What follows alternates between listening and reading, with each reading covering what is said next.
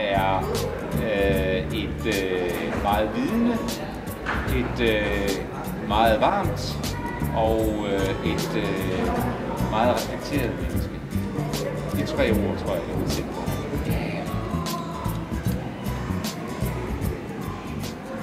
Jeg lærte Jannik at kende for 12 år siden lige godt. Jannik er jo bestyrelsesformand på Esbjørn Tarm, og på Esbjørn Tarm har jeg været ansat i 12 år. Han har været bestyrelsesformand i mange flere år, de her 12 år. Så han brænder jo for naturvidenskab og teknologi. Han brænder for, at danskerne får øjnene op for, hvor vigtigt det er.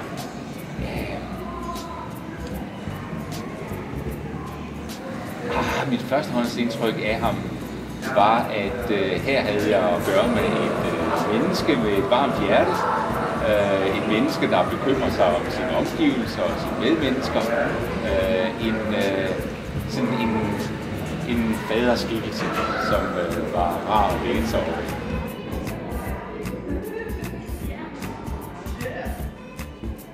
For det første er han jo vanvittigt hurtig i hovedet. Så der er sådan meget skarp, og så er han jo også et meget humoristisk menneske. Det vil sige, det er de 2 ting, og det er hot. Faktisk minder han rigtig meget om en stor løsbjørn. Han er faktisk sådan en, man godt kunne tænke sig at kramme, hvis det var sådan en almindelig type. Så ja, en stor løsbjørn. Kom Peter Plys. Vi skal følge.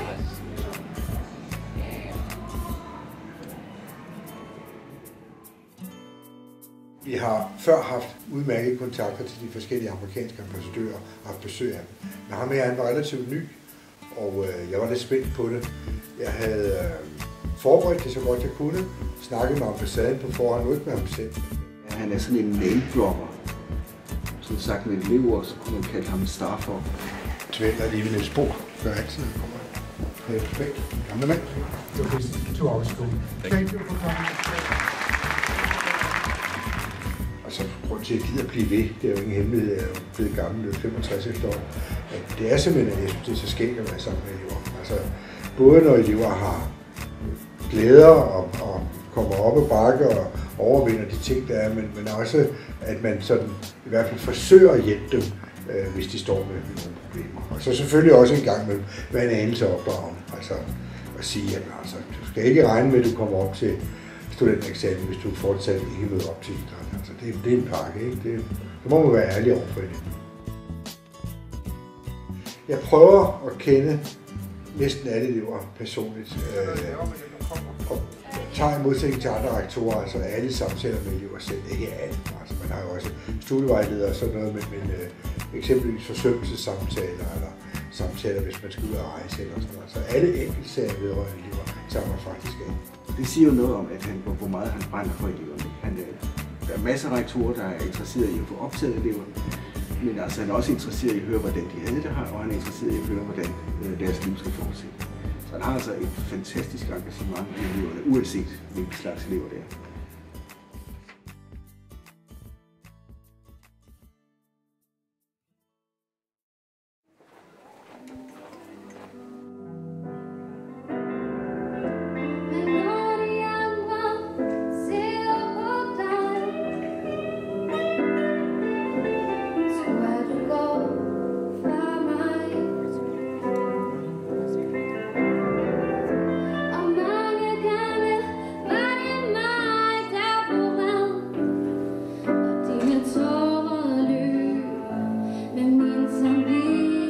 Man er nødt til, man kan ikke arbejde halvtid som rektor. Men hvis man vil det her job, så skal man gå all in. Og hvis man ikke kan gå all in, skal man holde op.